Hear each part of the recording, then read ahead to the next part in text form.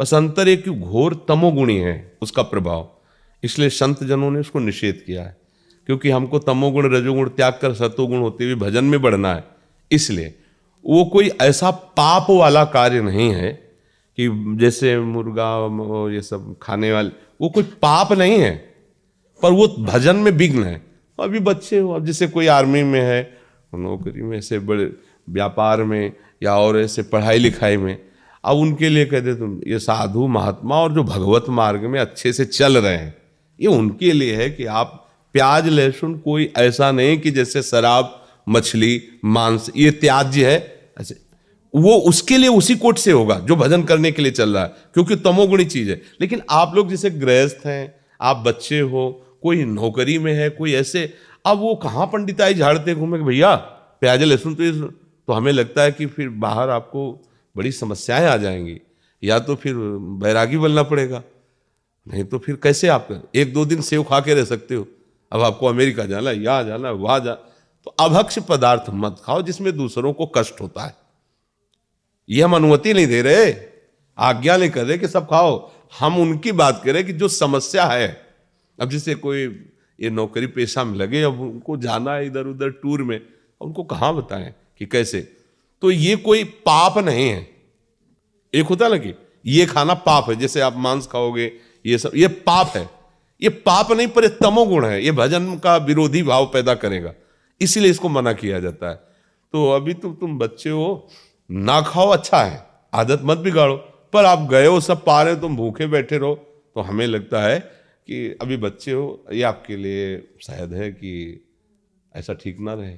ठीक है, क्योंकि अब मान लो 2 दिन के लिए गए, 3 दिन के लिए, अब सब पा रहे हैं, तुम बैठे देख रहे हो, तो कैसे रह पाओगे। थोड़ा और सयाने हो जाओ, फिर ये निष्ठा बन जाए तो कभी मत पाना।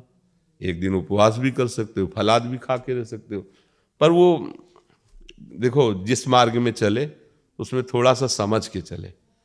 अब जैसे मान लो गृहस्थी में हो, अब परिवार के कई लोग प्याज लहसुन खाते हैं, अब आप वहाँ अपनी भक्ति का आरोप उनके ऊपर थोपोगे, नहीं बनेगा हमारे घर। हम नहीं कहते, भक्ति विरोध या झगड़ा नहीं करवाती।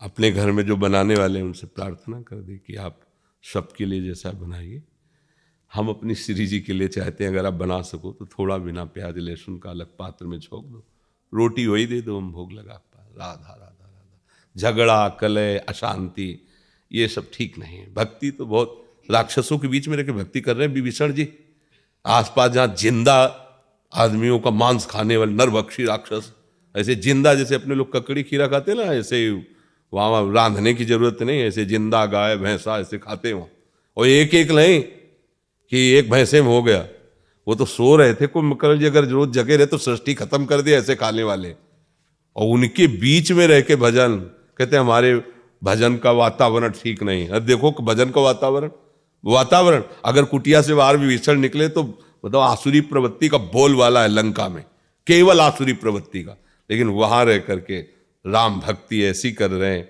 भगवान कह रहे तुम सरीखे संत प्रिय मोरे।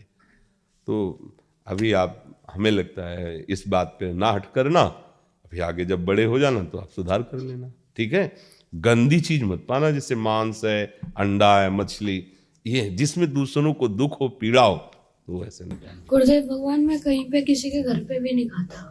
वैसे ये तो बहुत बढ़िया बात है, पर हम आपका बच्चा स्वरूप देख के कह रहे हैं कि अब मान लो कि रिश्तेदारी के लिए 4 दिन के लिए गए तो कहूँ दूसरे घर ले खाते, तो फिर क्या होगा, तुम्हारी मम्मी को तुम्हारे लिए पर्सनल या तो बना के देना होगा या साथ जाए वो बना के पवावे।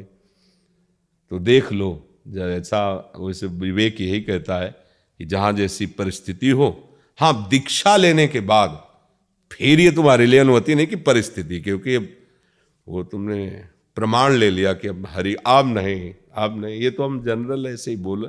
दीक्षा लेने के बाद अगर कह दो कि हाँ महाराज जी कह रहे थे उसमें कोई पाप नहीं पास, ये बात नहीं, दीक्षा वाले के लिए ले, दीक्षा ले लिया तो अब आपको सब मंत्र दीक्षा लेने के बाद फिर सिद्ध। ये तो बच्चे हैं या नौकरी पेशा में लगे, राधा राधा जपो और प्रभु का नाम लो, ऐसा कुछ हो जाए तो कोई आगे बढ़ो।